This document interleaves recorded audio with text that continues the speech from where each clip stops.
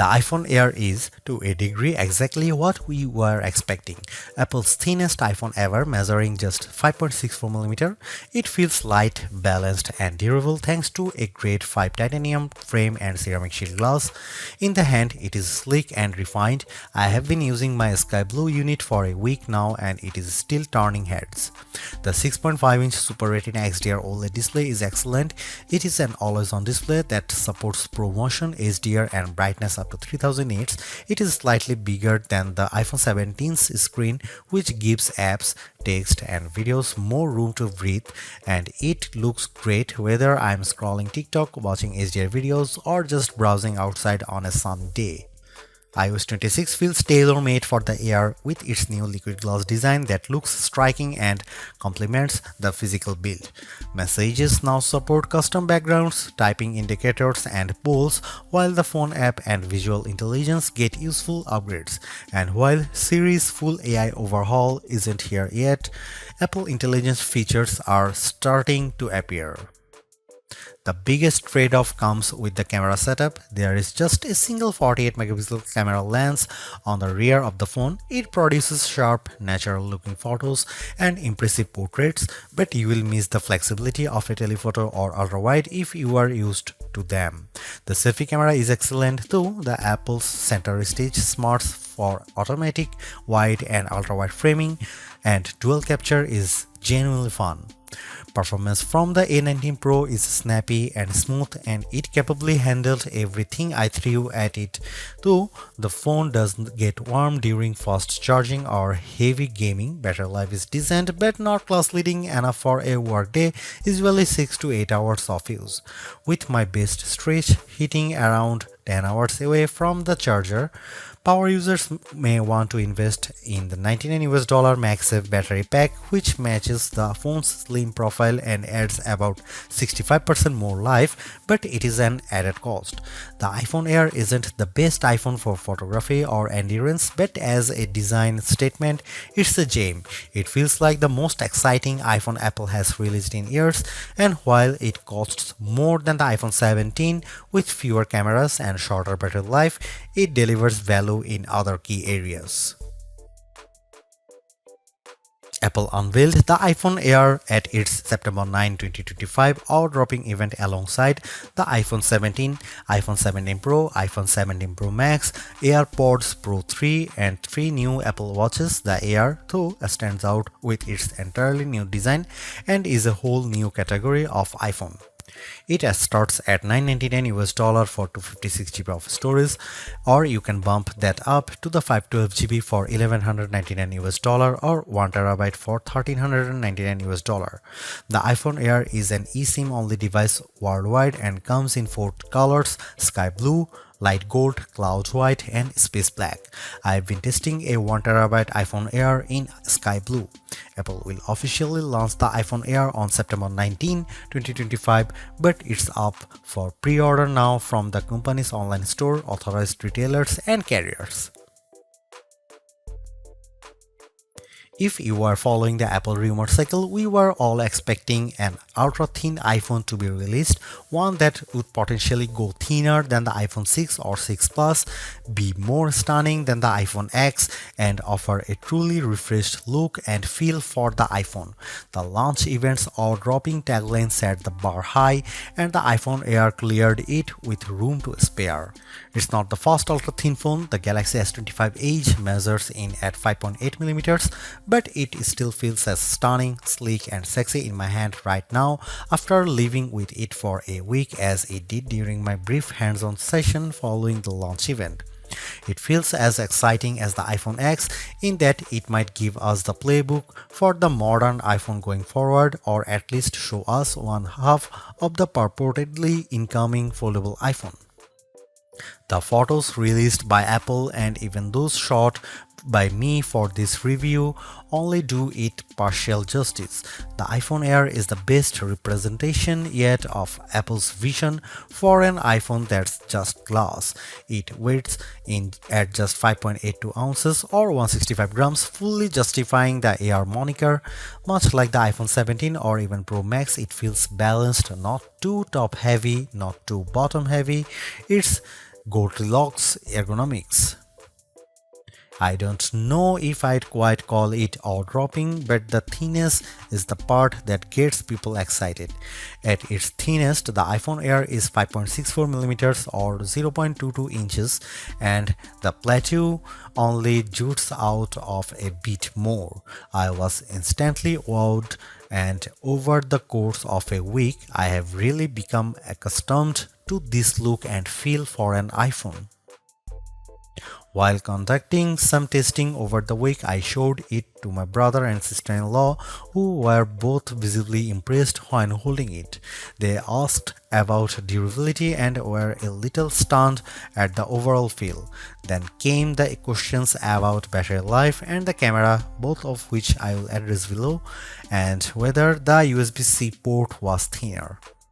On that last point, it is still a regular USB-C port, but to fit it in this frame and get in this small, Apple's design team started by 3D printing a custom one. And given how thin this phone had to be, Apple went back to grade 5 titanium for the shell and sides of the device. To further enhance the looks, it has a polished finish. My sky blue review handset is different from the MacBook Air and iPad Air colors of the same name. It is a bit lighter and pastel-like. I really like it, and the Air also comes in light gold, space black and cloud white. While the innermost layer of the iPhone Air sandwich is made of that strong titanium, which can bend slightly under pressure but is designed to spring back, it's topped and bottomed with glass and glass ceramic, specifically ceramic shield 2 on the front and a ceramic shield on the back. The rear, like the iPhone 17, is mostly frosted matte glass, while the top bump gets the glossy finish. Apple says the Air is 3 times more scratch resistant on the front, so I've still been careful sliding this in and out of my front or rear jeans pockets, and the back is 4 times more crack resistant. It also has the same IP68 rating for resistance to dust and water as the iPhone 17, 17 Pro and 17 Pro Max. It survived a light drizzle shortly after I unboxed it in Apple Park.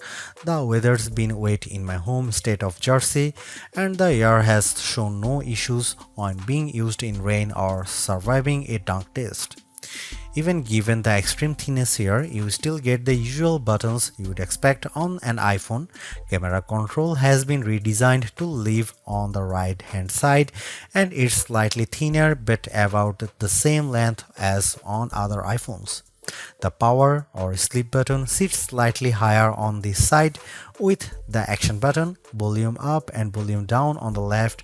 The main mono speaker lives at the top of some microphones, and there are 2 other microphones either side of the USB-C port on the bottom.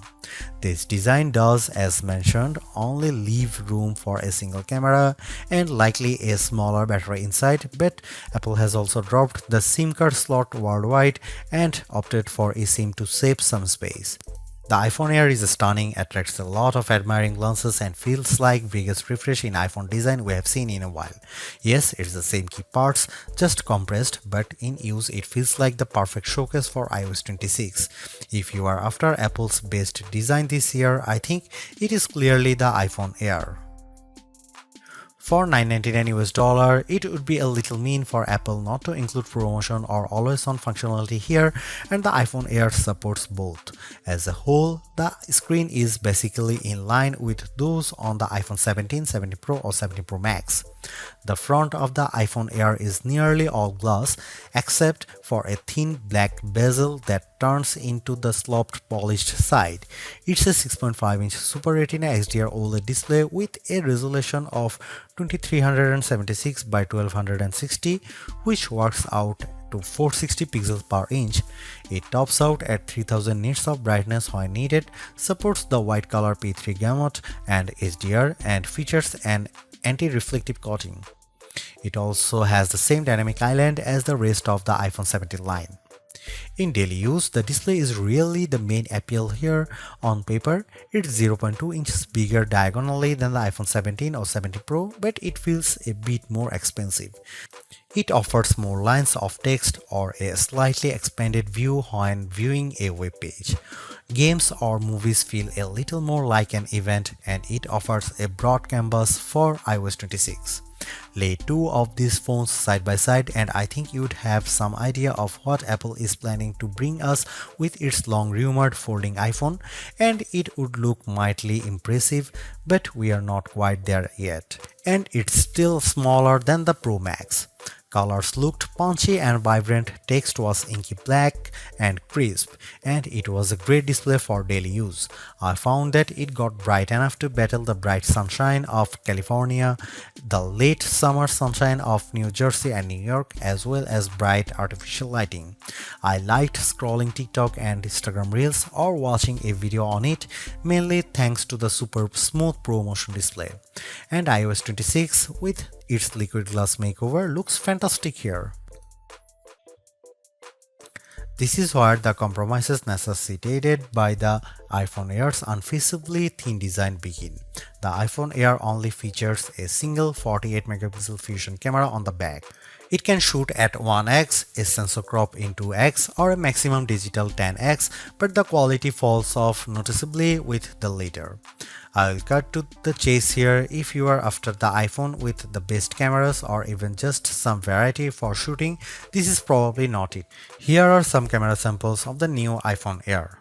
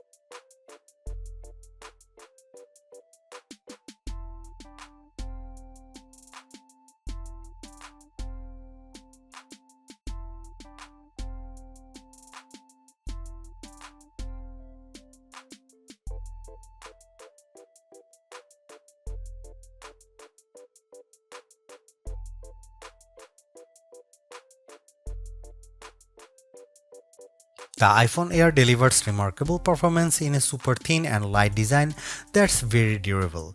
I especially like getting A19 Pro power in something this compact, but you have to make some trade-offs for the steep $999 price. You get only a single rear camera, which means no telephoto zoom, ultra-wide or macro shots, and while the Air's battery life is solid, it's a few hours behind the iPhone 17 Pro Max.